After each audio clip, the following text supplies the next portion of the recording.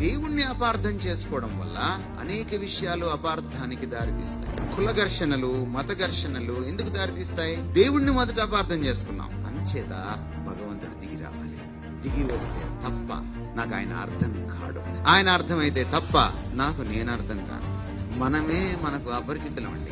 తమరిని తమరు అర్థం చేసుకోవాలన్నా కూడా మీకు మొదట ఎవరు కావాలి? సృష్టికర్త జ్ఞానం కావాలి. పక్కన వాడిని అర్థం చేసుకోవాలన్నా కూడా మీకేం కావాలి? సృష్టికర్త జ్ఞానం.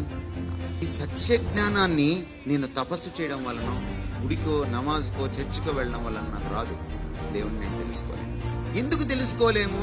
అనంతుణ్ణి పరిమితుడు తనంతట తాను.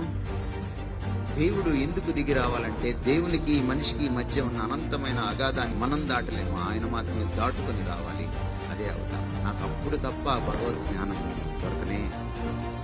దేవుడి గురించి అచ్చుగుద్దినట్టు నాకు చెప్పగలిగింది దేవుడే.